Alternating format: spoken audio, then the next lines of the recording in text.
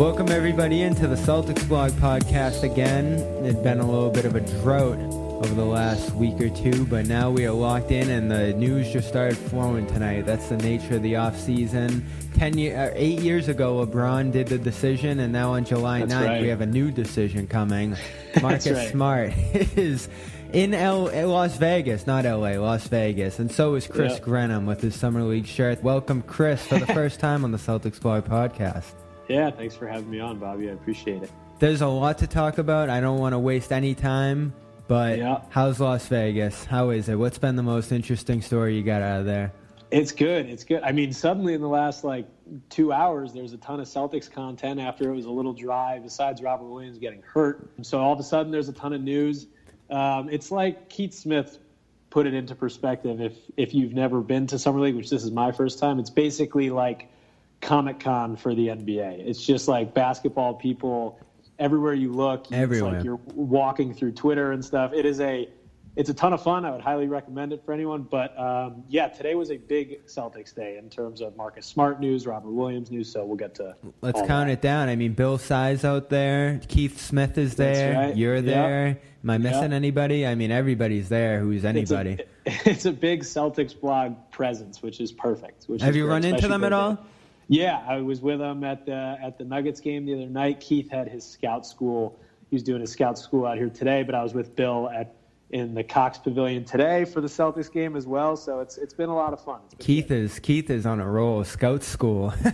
Right. We're not going to be able to get him on the podcast anymore. He's a hot commodity now. He's a hot commodity. Yeah, it's awesome. Rightfully so. So the city, I want to know: is this your first time to Las Vegas? This is my first time in Las Vegas. Yeah, it is an overwhelming place, to say the least. I would definitely recommend everyone going at least once just to experience it, because I can't really put it into words. It's extremely overstimulating and pretty overwhelming. I'm personally not a big fan of Vegas itself. I love sitting at UNLV for 12 hours a day and just taking in a ton of basketball and nothing else. But going over to the Strip, it's pretty dirty. There's a lot of tourists. There's a lot of people trying to hand you stuff. And it's a lot to handle, and I'm not a fan of crowds, so it's not really my scene. Someone told me there were no birds, too, which must be weird. There's like some weird looking, not normal pigeons, but other than that, there's not really.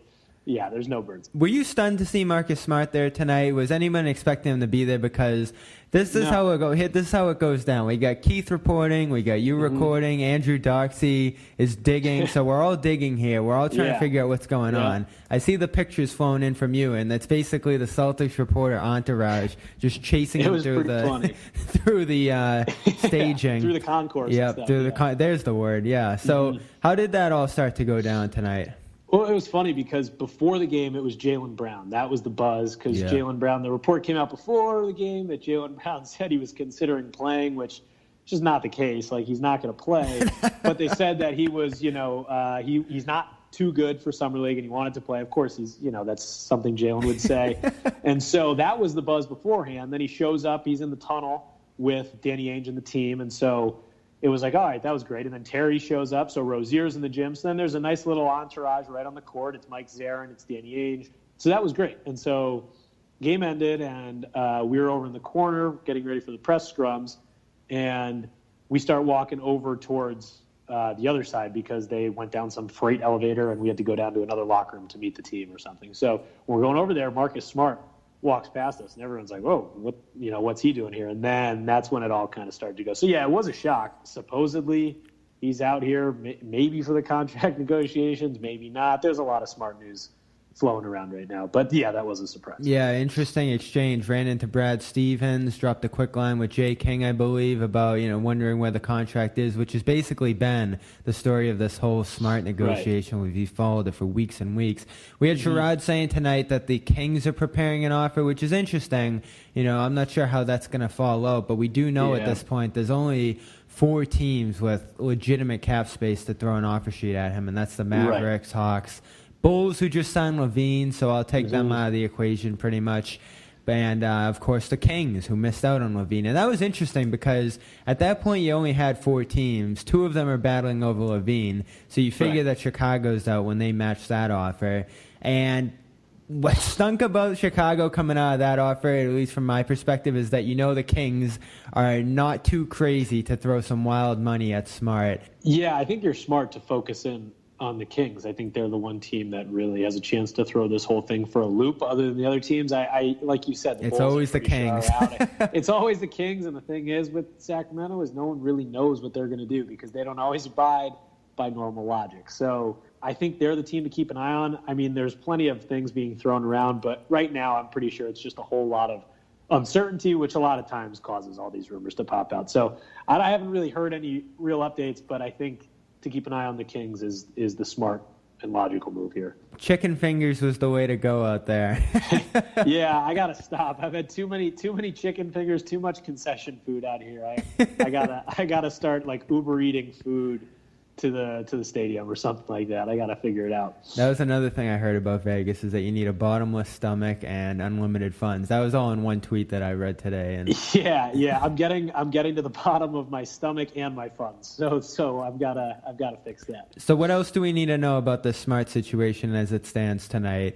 I think after Jay and Adam had their pieces come out, and I think that kind of really put a grasp on the whole situation in terms that no one really knows what's going on outside of the situation. I'm sure his agent knows, and I'm sure, it doesn't seem like Marcus knows, but I'm not really sure. But in terms of the interactions that I saw in Cox Pavilion tonight, whether it was him and some of the players, whether it was him and Danny Ainge or Brad Stevens, it all seemed to be pretty cordial. They were laughing and dapping each other up, and Danny was messing with his hat and that kind of thing. So it doesn't seem like there's any animosity between both sides, and I think that's a good sign. But again, it's the Kings, so you never really know what they're going to throw from the other side. But in terms of the relationship, it seems totally fine. No haymakers between Smart and Ainge tonight. No haymakers yet. Yeah, not yet. Yeah. Once they get to the table, that's what's going to happen. Yeah. We're here at the Celtics Blog Podcast, Las Vegas edition. Chris Grenham's bringing us all the way to Las Vegas, so we're all there today. Feel free to subscribe to the podcast. We're on iTunes. We're on Stitcher. We're everywhere. So go check that out. We're on YouTube, too, the CLNS Media channel. We have a video version of this podcast will be up. So Chris Grenham's finally joining us, Providence graduate, writes for SB Nation, as well as us over at Celtics Blog. Who's the most interesting person you've run into and talked to out there in Vegas so far? I'm sure it's just like a great, great networking event beyond anything. It's pretty cool. I was in a conversation with a couple people the other day, and Mark Cuban popped in, so I got to meet him, which was pretty funny, and same thing happened with Steve Ballmer. So those were two pretty funny people to meet. Pretty cool. You encounter a lot of people. You don't necessarily meet a lot of people.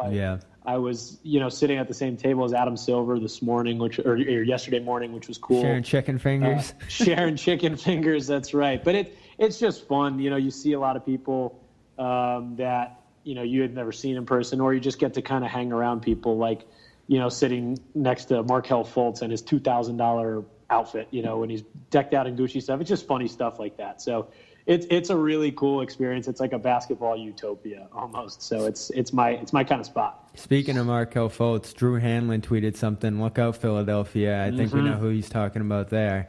Yeah, it sounds like things are going well. I mean, hey, if anyone's going to fix his shot, it's Drew Hanlon. He's like the shot doctor. I love everything about this Drew Hanlon development over the last few years has been awesome to follow, and obviously we owe a lot to him for Jason Tatum and the strides he's made. So you feel good about anybody exploding under Drew Hanlon. And I know one of the best videos we got out of Hanlon's camp this summer was the Mo Bamba workout. That was just a ridiculous video. All those videos are pretty crazy because, you're not going to put any, misses you're not going to put any bad video. But I mean, him drilling 3 after 3 after 3 and some of the moves he was showing off there were ridiculous. I haven't gotten a chance to watch him too much at Summer League. I saw the picture of him and Isaac blocking the ball at the same time, which was pretty cool. But who has impressed you most, Celtics or non-Celtics out there? Well, I think the two of them, while we're on the topic, have been extremely impressive. Obviously they create a huge matchup problem for other teams because the length of that front court is ridiculous. But I think, it goes past just the shot blocking. At least in watching them, I've seen 2 of their games.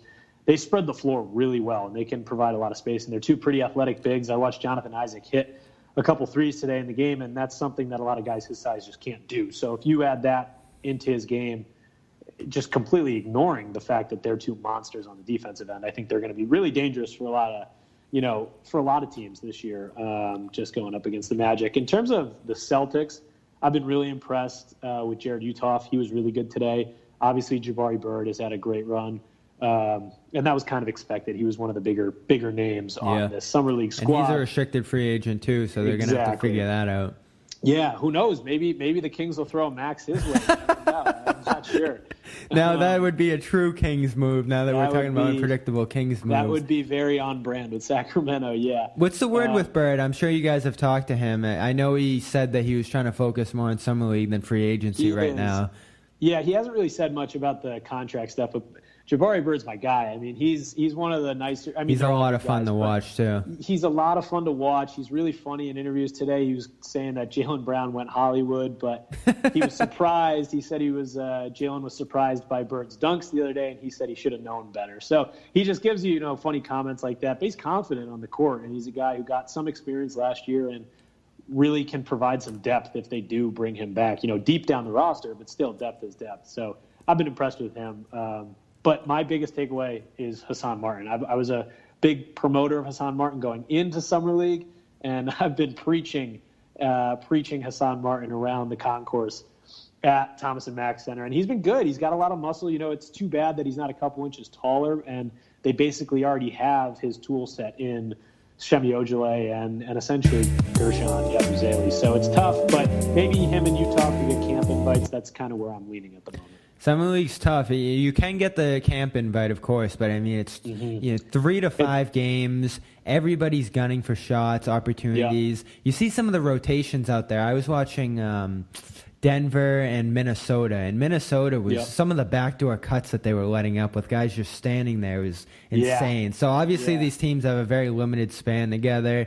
Some guys don't even go through the training camp with these teams. Mm-hmm. But I mean, what kind of environment is it for the players? Yeah, it's tough. Like you look at a guy like Trey Davis, who got his first minutes today, the guard out of UMass.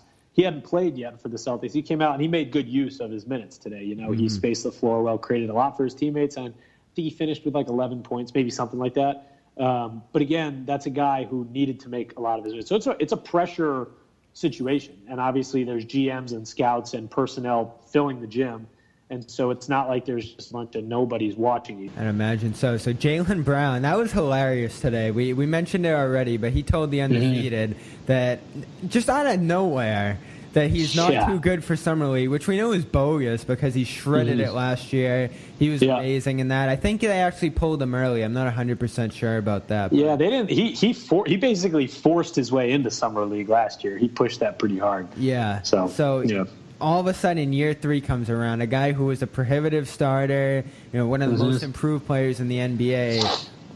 I don't know how serious he was. He's a pretty serious guy, so I'm sitting there thinking that this is 100% serious, that he's going to run onto the floor and drop 45. My friend's like, all right, I got to bet the Celtics right now, which you could do out there in Vegas, of course. Yeah. Not very ethical, but how serious was the chance that Brown was going to play in this? Obviously, the Celtics weren't going to let him, but, I mean, where did that push come from his end? Did anyone talk to him today?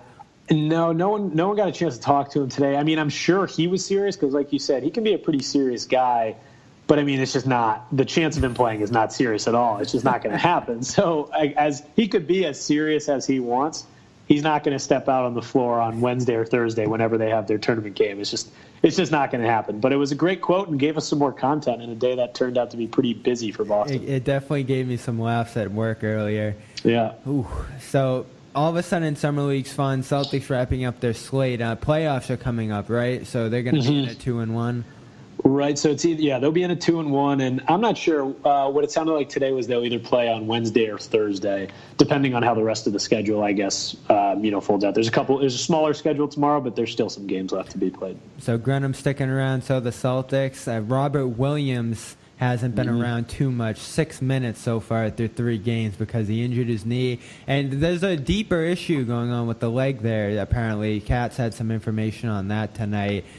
Fill us in on Robert Williams, as he isn't officially ruled out of Summer League yet, but it feels like he's just about there. Yeah, and it kind of felt that way even before Mass Live came out with this report tonight, with his tendonitis that he's been dealing with. And according to him, he's been dealing with it since he was back at Texas A&M during his sophomore year. But Mass Live, Fred Katz came out with a report tonight about an artery condition in both of his legs. That's called, I've got it pulled up here. It's called, okay, let's see if we can get this right. Popliteal artery entrapment syndrome, PAES. It's a vascular disease. It's a vascular disease, and Katz wrote that he got this from Johns Hopkins Medicine. I guess it's found in a lot of athletes, and because of where the muscles and the tendons around Williams' knee are positioned, they end up compressing the popliteal artery and the main one behind the knee, and it restricts blood flow to the lower leg. So apparently he's had this, since he was at A&M. All the teams around draft time were aware of this, including the Celtics, and I guess they'll monitor it, as the season goes along. So it's not a surprise for them, and the report said that it's not too serious, and obviously he's played with this for years. So it's not a major concern, but it is, an update to a somewhat, cloudy start here to Williams' Celtics career. And I think you can put it on the concern board. I don't know where it goes on the concern board, but the original injury was a knee bruise or a contusion, whatever Latin they want to spin in there. Yeah. And now all of a sudden it stems back to an issue he had going back to Texas A&M, which Jeff Goodman talked about when he got drafted. That was one of the reasons he fell. Yeah. So I don't know too much about the palpular whatever there. Yeah, John Hopkins is it's a little bit out of my pay grade as well. It doesn't really concern me as much as maybe him missing a flight or anything like that. Granted, it's been a crazy journey. This is all very early in his career. There's been a lot of stuff going on since he was drafted. Non-stop. But I think if the Celtics knew about this, he played with it at Texas A&M. And the sources with Mass Live are saying that it's not a very serious worry. I wouldn't be too concerned. I mean, I think he's a guy who can work through this. If he has, it doesn't seem like a really big problem. So I wouldn't be too concerned with it. I would say maybe the disciplinary issues might go above this one for sure. So we'll put those above there on the concern board. On the concern board, yeah. Mm-hmm. We won't see Williams probably, which is too bad because I think that was the biggest story of the Summer League was what are we going to see out of Robert Williams. What's next on the Celtics? Is it Semi Ojeleye because he obviously played a massive role in that Bucks series, the outcome of that. I know he's been working on that three-point shot. His efficiency's been pretty solid through these 3 Summer League games besides the second one. So I'm looking at him and wondering, can he take the next step in the rotation, especially as Smart's future here has some uncertainty to it. We know that Ojeleye is the next in line as a defensive stopper, as a muscle man. Mm-hmm. I think Shemi's the guy you have to look at. I mean, I love Yabu. I love him. I love the way he plays, but I just think that Shemi fits the role a little bit more. And obviously a lot of this depends on Marcus Smart. And if he were to, end up not coming back next year, if he were to, that is all, waiting in the works. But I think Shemi looked better today, which was great. He was 5 for 10 from the field. I know he had 13 points. And that was nice because, like you said, against the Nuggets, he looked pretty bad. He had 3 points, and I think he was like 1 for 5. He just wasn't very assertive. Tonight he was, and he played like 30 minutes. And I think he's someone who can step in and play an impact for this team next year on the depth chart, more so than Ojeleye can. And, I'm sure there's some debate there with a lot of people because they play similar games, and the Celtics have kind of turned them into these 3-and-D muscle men. But I think Shemi's a guy who can step in and play pretty well. And tonight was good for his confidence and for Celtics fans to see that he wasn't sliding. I'm sure they worried against the Nuggets. One of the reporters apparently said as the team were running out tonight that the Celtics look like a football team, which is just such a that was Mark. Which is one of the plainest ways you can put what we talk about on Twitter all the time with this team, and it's translating to Summer League now. Mm-hmm. Muscles are one thing. Hair is another thing. So we got to talk to you about your hair real quick. Me and Chris both love our hair, but 66% of men lose their hair by age 35, and once you notice the hair loss, it's already too late. So you need to keep the hair you have rather than replace it. You hear about replacement a lot. The actual trick is to keep it. And to do that, you got to get ahead of the game, and the team that's ahead of the game that you need to get on is Hims, forhims.com. We told you about it here before on the Celtics Blog podcast. It's your one-stop shop for hair loss, skincare, general wellness for men. They connect you with real doctors, medical-grade solutions that help you treat your hair loss. I don't know how much you've thought about this, Chris, but I think about it all the time. And I've thought about it. Yeah, yep. You're a little older than me, but once I get to your right. age, I'm going to be thinking about Hims because they give you the generic equivalents to the name brand prescriptions to help you keep your hair. So there's no waiting room, no awkward doctor visits. You save hours by going to 4hims.com. In fact, you save hundreds. And right now, through the Celtics Blog podcast, you can get a free trial month of Hims for just $5 while supplies last. So see the website for full details and use our code. That's CB, 4hims.com/CB for your $5 trial month. FORHIMS.com/CB, 4hims.com/CB. Just go check it out. $5 isn't much. I think the hair's worth $1 million, maybe more. So we're going to wrap this up now. Episode 44 of the Celtics Blog podcast. It's smart, man. With all the dramatics that happened tonight, with him sitting courtside with his agent and running out of the gym and reporters chasing him, it has to be smart. While they're all here within the same location, I think you got to keep an eye out for anything happening. It's more likely to happen when they're all in the same place, and right now they are. So I think that's got to be the situation going forward. Or you could look forward to Jared Uthoff and more Hassan Martin. I'm always looking forward to more Hassan Martin, but I think smart's the play here. Some of our listeners are going to have no idea who those two guys are. And but they will soon. Give it some time. They will soon. Everyone will soon. I talked to Sam Sheehan about this last week in New York. I obviously went down. He handed me a video game I never heard of, which had a lot of people laughing on Twitter. I saw that. That one's still over my head, but at least I know Sam and his mustache. He threw me on a bus and put me in the right direction that got me back to where I was staying. So there you all go. Good. Bought me a drink. We recorded with very grainy video quality, which obviously the Celtics Blog audience didn't like on that day. But one of the things we talked about was, if Lord willing they lose Smart, or not Lord willing, the opposite of whatever that is. Yeah, I got you. If they lose Smart, is there a replacement option? I tend to think no. He started throwing out some names. Is it internal? Is it external? No cap space with this team. I'm very concerned. Obviously, he's just a complimentary piece of the Stars. But, he's one of the X factors, the physical components, one of the best defensive players on the team. And, of course, a great passer on the bench. All those things matter with their system. Where do they turn if they lose him? I think it's something not a lot of us have even thought about. Yeah, and it's weird because I haven't even thought about it. I've just always been under the assumption that he's coming back, but there's a possibility that he doesn't. Say the Kings throw a big old contract at him, there's a chance that they don't match. So, I tend to think that they go internal and they don't really bring in anyone else. He is a vital piece of this team. His defensive effort is something that any good team in the NBA could use right now. And the Celtics don't have a lot of cap space, so they can't go out and pay someone big money who's looking for it. So I would assume that maybe a guy like Shemi has an increased role. Maybe a guy like Jabari Bird finds his way onto the roster and ends up playing a pretty increased role too. It really all depends on which way they would want to go, but I think it remains internal. I wouldn't see them going out and signing anyone else.